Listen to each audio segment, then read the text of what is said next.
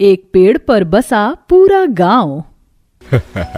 देखो गोमती, सीता मैया की दया से इस बार हमारी जमीन पर कितने रसीले टमाटर उगे हैं और कितनी हरी भरी साग भी उगी है। इसे ले जाकर बाजार में भाव के भाव भी बेचूंगा तो भी ग्राहक खुशी खुशी खरीदेंगे। हाँ जी, फसल बेचकर जो भी मुनाफा होगा अनाज भरवा देंगे। हरिया टोकरी में सब्जियों को भरकर बेचने के लिए जाने लगता है। तभी अपने अपने पेड़ वाले घरों से गांव वाले झांकते उसे पुकारते हैं। ओ हरिया काका, सवेरे सवेरे इतनी ताजी भाजी लेकर कहाँ चल दिए? अरे काका, कभी हम पेड़ वाले गांव वालों को भी इतनी ताजी सब्जियां खिला दिया करो, बाजार का दाम हम ही दे देंगे। अरे क्यों नहीं, 2 पैसे कम या ज्यादा कहीं भी कमाना है। गांव वाले बाहर निकलकर हरिया से सब्जियां खरीदने लगते हैं। 2 आदमी रस्सी के सहारे पेड़ों पर टिके मधुमक्खी के छत्तों से शहद निकालते और कुछ लोग लकड़ियां काटते नजर आ रहे थे। तभी जगिया रोते रोते बाहर आता है। माँ देखो, चीनी ने मेरी कॉपी फाड़ दी। मेरे पास तो गोंद भी नहीं है, अब इसे चिपकाऊंगा कैसे? यहाँ तो कोई दुकान भी नहीं है। दुकान नहीं है मगर हमारा ये पेड़ का गांव तो है मेरे राजा बेटा। ऐसे क्यों रोता है? पेड़ तो हर चीजों का भंडार है। पेड़ हमें क्या नहीं देता? फल, सब्जियां, गोंद, दवाई, लकड़ी, सब कुछ। मैं अभी तेरे पन्ने जोड़ देती हूँ। मधु पेड़ के तने से थोड़ा गोंद निकाल कर कॉपी को चिपका देती है। पेड़ पर बसे इस अनोखे गांव को देखकर आप भी ताज्जुब कर रहे होंगे। आखिर क्यों इस गांव के निवासी जमीन छोड़कर पेड़ों पर बस गए हैं और अपना जीवन निर्वाह कर रहे हैं? जानने के लिए इस गांव के इतिहास की पिछली कहानी को देखना होगा। जहां सुबह की मनोहर बेला पूरे रामनगर गांव में छाई हुई है। सूरज की किरण फूट चुकी है। पूरे गांव वाले गांव के जटाओं वाले विशाल बरगद के पेड़ की पूजा कर रहे हैं। गांव वालों की मान्यता है कि पेड़ में देवता बसते हैं, इसलिए उनकी पीढ़ियां और पुरखे भी पेड़ों को पूजते आए हैं। ओम नमो वासुदेवाय नमः। ओम नमो वासुदेवाय नमः। जय हो वृक्ष देवता, हमारे गांव पर अपनी दया कृपा बनाए रखना। क्या बात है मुखिया जी, आज बड़े खुश मिजाज लग रहे हैं। खुशी की बात है गोमती बहन, इस बार हमारी अर्जी सरकार तक पहुंच गई है। बस एक बार सरकार की नजर हमारे गरीब गांव पर पड़ गई तो हमारे गांव की कच्ची जमीन पक्की जमीन में बदल जाएगी। हमारे भी गांव में पक्की सड़कें होंगी, पक्के घर होंगे। वृक्ष देवता करे ऐसा ही हो मुखिया जी। मैं तो मन्नत का धागा भी बांध रखी हूँ। रामनगर गांव के निवासी अतः गरीबी में अपना जीवन गुजर बसर कर रहे हैं। गांव में जमीन तो बहुत है मगर बंजर होने की वजह से कोई उन जमीनों पर खेती बाड़ी नहीं उगा पाता है। साथ ही गांव के अंदर रोजगार का अवसर भी ना के बराबर मौजूद है। दुखियारी गांव वाले फिर भी हर दशा में एक दूसरे के दुख सुख में बने रहते हैं और प्रेम भाव से रहते हैं। देखते देखते सर्दियों के मौसम की शुरुआत हो जाती है और एक दिन बहुत ही भयंकर बर्फ का तूफान उठता है जिससे गांव के सारे घर उजड़ जाते हैं। सब लोग अपनी टूटे हुए झोपड़ियों में मड़ई को देखकर रोते और विलाप करते हैं। ये राम जी, ये क्या हो गया? तिनका तिनका जोड़कर हम गरीब गांव वालों ने अपना घर तैयार किया था और एक ही झोंके में हमारा गांव उजड़ गया। अब हम कहाँ जाएंगे? चलिए सब लोग मुखिया जी के पास चलते हैं, अब तो उन्हीं का आसरा है। सारा गांव दुखी मन से मुखिया जी के पास आते हैं मगर उनका घर भी तूफान में उजड़कर मलबा बना हुआ था। सबकी आशाएं टूट गई थी। गांव में उस पुराने पेड़ के अलावा कुछ भी नहीं बचा था। हे भगवान, ये ठंड सही नहीं जा रही है। चलो सब लोग पेड़ के नीचे चलते हैं। सब लोग पेड़ के पास आते हैं। तभी मुखिया जी पेड़ को एकटक निहारते हुए बोलते हैं, क्यों ना हम सब लोग इस पेड़ पर बस जाएं? इस बार इस कच्ची जमीन पर घास फूस का घर बनाने से बढ़िया हम इस पेड़ पर ही बस जाएं। मगर मुखिया जी, ये पेड़ पुरखों के जमाने से हमारे गांव में है। अंदर से खोखला होगा, इस पर बड़ी मुश्किल से कोई एक ही परिवार ही बस सकता है और पता नहीं ये पेड़ उसका भी भार सह पाएगा कि नहीं। बेहतर यही रहेगा कि हम इस पेड़ की शरण ले लें। दिन रात की बर्फीली बारिश से पूरे गांव की जमीन बर्फ की चादर में ढक जाती है और ठंड से बूढ़ों से लेके बच्चों तक का रोम रोम सिहर उठता है। माँ, मुझे डर लग रही है। क्या हमारी मदद करने के लिए कोई नहीं आएगा? हम सब मर जाएंगे। नहीं मेरे लाल, हम नहीं मरेंगे। हे भगवान, हमारी रक्षा करो, हमारे प्राण जाने को हैं। पूरे गांव वालों के गुहार लगाने पर पेड़ के तने से गर्म हवा निकलने लगती है, जिससे सब अचंभा करने लगते हैं। ये ईश्वर की कैसी अद्भुत लीला है। इस पेड़ के अंदर से गर्म हवा हमको राहत पहुंचा रही है। तभी चमत्कार हो जाता है। पेड़ में आंख, नाक और मुंह बन जाता है। पेड़ गांव वालों से बात करने लगता है। तुमने और तुम्हारे पुरखों ने मुझे पूजा है और मेरे हरे भरे पेड़ बच्चों को अपनी जरूरत के लिए नहीं काटा, इसलिए मैं तुम लोगों का आभारी हूँ। आओ, अब से तुम सब मुझ पेड़ पर अपना घर बसा लो। देखते ही देखते सुनहरी रोशनी प्रकाशमान होती है और पेड़ जादू से विशाल घरों में बदल जाता है। हर एक डालियों पर खूबसूरत घर, झरना और खेत खलिहान बस जाता है। बूढ़े काका काकी से लेकर मनोहर का परिवार भी अपने घर में बस जाता है। माँ, पिताजी, हमारा ये पेड़ घर तो कितना सुंदर है। यहाँ तो जरा भी ठंड नहीं है। माँ, पिताजी, मुझको बहुत जोर की भूख लगी है। अच्छा ठीक है, मैं अभी कुछ फल तोड़कर ले आती हूँ। मधु अपने पेड़ घर से बाहर निकलती है और गुच्छे में लगे फलों को तोड़कर अंदर ले आती है। तो वहीं चंपा भी पेड़ों की डालियों से लकड़ी ले जाती है। इस तरह पेड़ गांव में बसे गांव वाले खुशहाल जिंदगी जीने लगते हैं। धीरे धीरे पेड़ पर बसे गांव को देखने के लिए बाहर से पर्यटक गांव में आने लगते हैं। तभी बूढ़े रमवा काका बोलते हैं। कौन हो भाई, और इस तरह से हमारे गांव के अंदर कैसे घुसे चले आए हो? जी नमस्ते काका, मैं एज रिपोर्टर ही आपके पेड़ गांव की खबर में अखबारों में छापना चाहता हूं, अगर आप लोगों की इजाजत हो तो।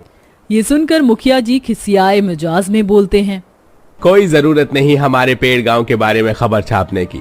जब मेरा गांव दुख मुसीबत परेशानी में था तो कोई हमारी मदद करने नहीं आया। चले जाओ यहाँ से। देखिए काका, मैं आपकी भावनाओं की कदर करता हूँ, लेकिन मैं आपको विश्वास दिलाता हूँ इस खबर के बाद आपके इस पेड़ पर बसे गांव में मैं बदलाव लेके आऊंगा। ये सुनकर गांव वाले उस पर्यटक को पूरा पेड़ गांव दिखाते हैं, उसका आदर भाव करते हैं। वाकई आप लोगों का पेड़ पर बसा गांव जमीन पर बसे गांव के मुकाबले बहुत सुंदर है और यहाँ कितनी सुकून और शांति है। खास करके इन चिड़ियों के चहचहाने की आवाज बहुत सुंदर है। इसीलिए तो हमारे गांव ने प्रकृति के साथ संतुलन बनाकर यह अनोखा काम किया है। आज कल मानव अंधाधुंध पेड़ों की कटाई करते हैं घर बनाने के लिए, लेकिन हमारे इस पेड़ ने हम बेघर गांव वालों को खुद ही अपनी छाया में घर प्रदान किया है। इसलिए हम यहीं पर बहुत खुश हैं। हमें पक्के घर नहीं चाहिए।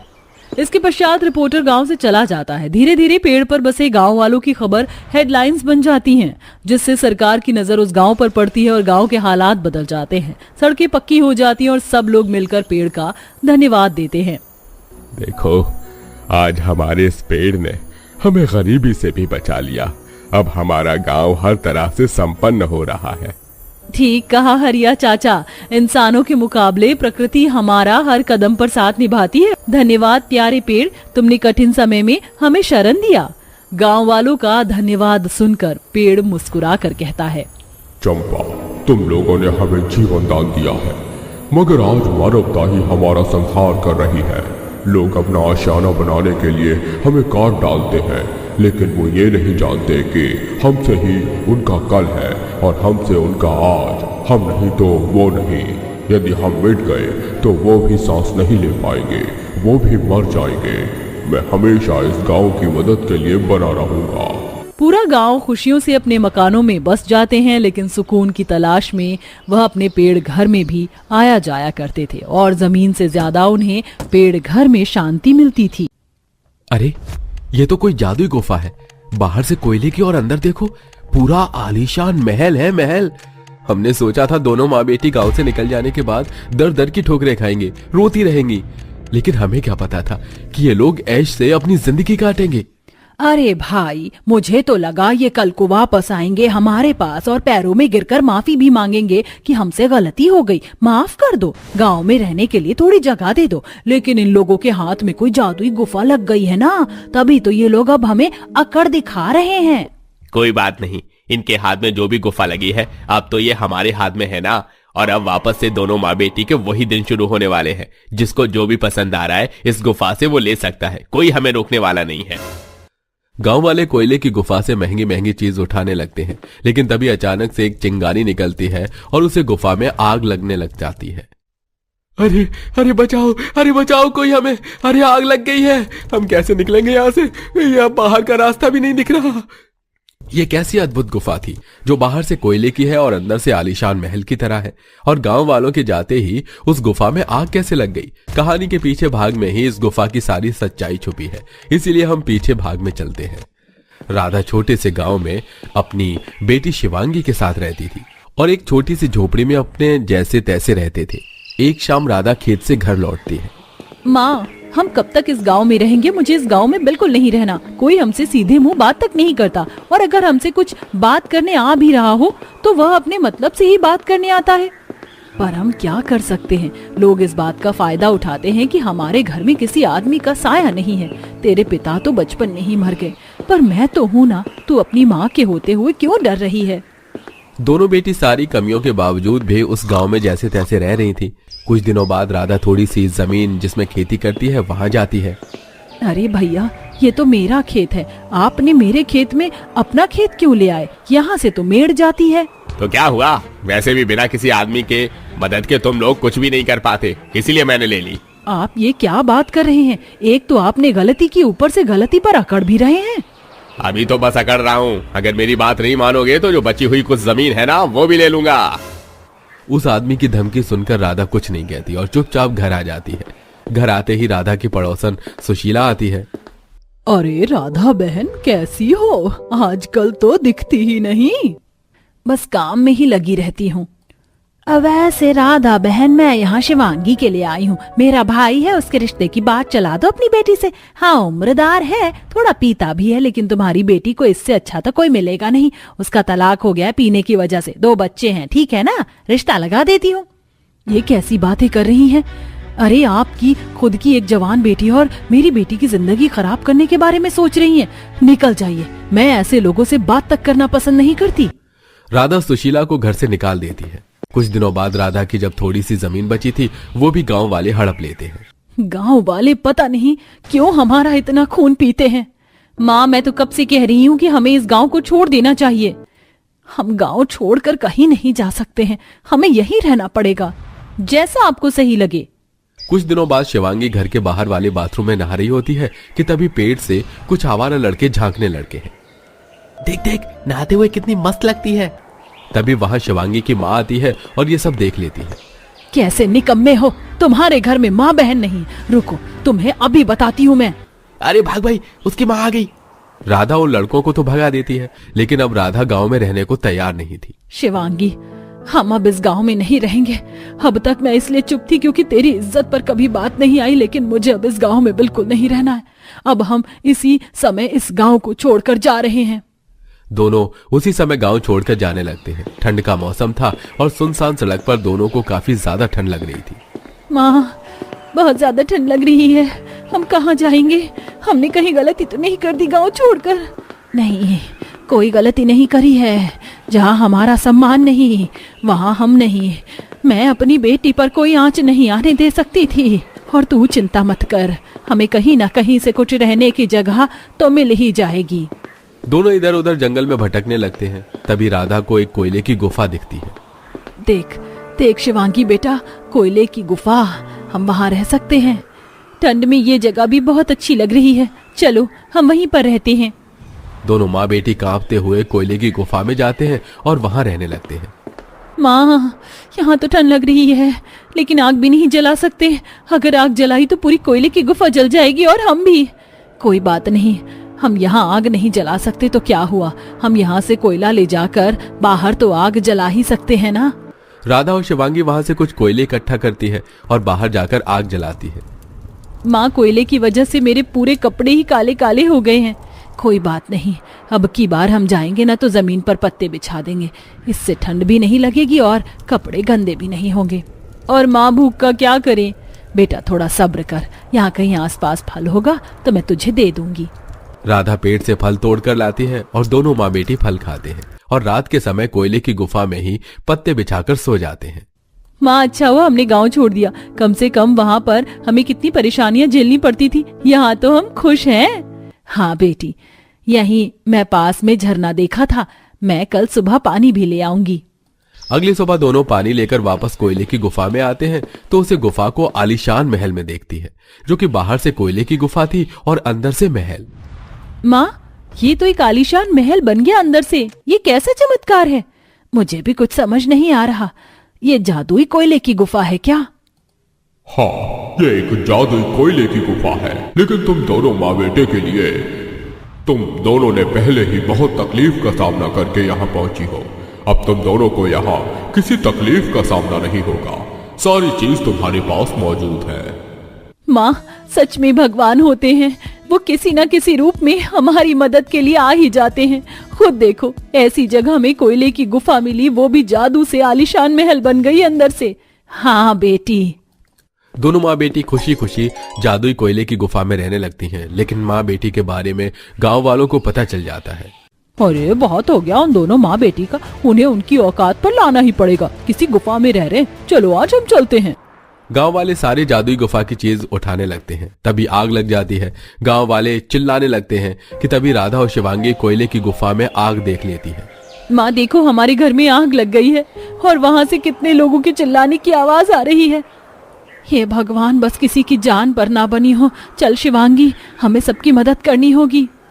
दोनों माँ बेटी उस कोयले की गुफा में जाती हैं और देखती हैं कि वहां सब गांव वाले थे। दोनों लोगों की मदद करने लगती हैं। धन्यवाद शिवांगी बहन। अरे भैया, अभी बात करने का समय नहीं है, सबकी जान बचाना जरूरी है। दोनों माँ बेटी जैसे तैसे सबको बाहर निकालती हैं और वो दोनों अकेले ही जब गुफा में बचती हैं तो गुफा की आग शांत हो जाती है। ये क्या, यहाँ तो आग भी शांत हो गई और वापस ये महल में बदल गया। हमें माफ कर दो, हमने तुम लोगों के साथ कितना गलत बर्ताव किया, लेकिन जब हम पर मुसीबत आई सबसे पहले तुम ही आए, वो भी बिना सोचे समझे हमारी मदद कर रहे थे। और ये तुम्हें इस गलती की सजा मिली है। गलती करने के बाद किसी से माफी न मांगना और उसके लिए परेशानी बढ़ाना, यही तुम सब लोगों का सबक था। अरे अरे, ये किसकी आवाज है? जो भी हो, हमें माफ कर दो। राधा बहन और शिवांगी बेटा, हमने तुम लोगों के साथ बहुत गलत किया है, वापस हमारे साथ गांव चलो, हमें हमारी गलती पर बहुत पछतावा है। माफ करना, अब हम वापस गांव नहीं आ सकते। हम अपनी जिंदगी में बहुत खुश हैं, अब लोग भी खुश रहें। हमने आपको माफ कर दिया है, लेकिन अब हम गांव आकर खुद को दुख नहीं दे सकते। राधा और शिवांगी दोनों उसी जादुई कोयले की गुफा में हमेशा रहते हैं और खुशी खुशी रहते हैं।